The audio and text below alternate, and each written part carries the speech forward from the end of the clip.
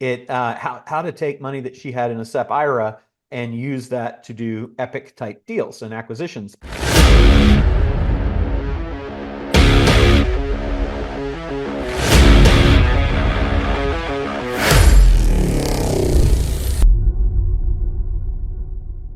Hey, Lacey.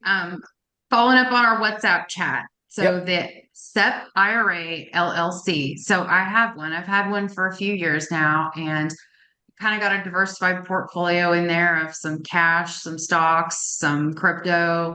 And I was thinking, why can't I buy a company? And so I reached out to my financial advisor and he didn't have a real good answer for me. He said, I can't point you to any resources, but people do this. And so I thought, well, I'll bring this to Roland to see what he has to say. But I'm just, and I realize I can't have control and I can't make the operating decisions of the company, but how have you seen this done or what would you say could be done? Yeah, so Lacey asked me how she could take money that was in, I didn't know if it was for you or for maybe an investor or somebody, but it works for everybody. So I think it's worth you guys all paying attention. How to take money that she had in a SEP IRA and use that to do epic type deals and acquisitions.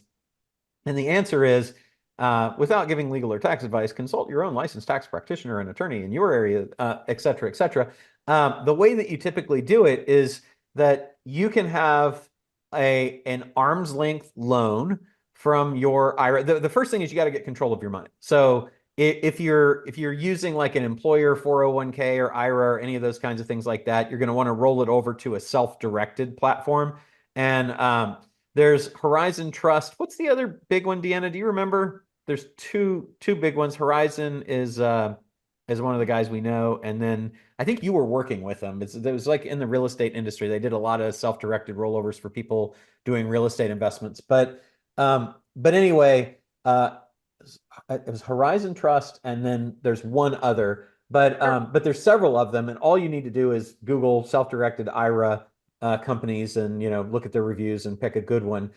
Because all they're going to do is they're going to allow you to transfer money in with them being the trustee, and you are or them being the custodian, and then you are effectively the person who will make the decisions as to what it invests in, as opposed to what most people have, which is through their work or company that does stocks or investments, where that company gives you a limited menu of things that you can invest in. So you've got to move your money into the self-directed IRA. Once it's in there, then you can invest, but there are rules about investing in active businesses that can create something called unrelated business income tax. And you want to be sure that you structure around that. But so typically you want to say, okay, I've got money in my IRA, or I've got an investor that's got that.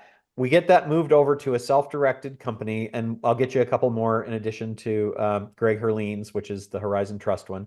And then you basically say, okay, now my money's in the self-directed IRA. What do I want to invest it in? I want to invest it to acquire this business. Great. How do I set that up in a way that allows me to do that without getting hit with this extra thing called unrelated business income tax, or without it accidentally being a disqualifying investment that might cause bad tax things to happen as well? So we'll do a session on that, but it's absolutely possible.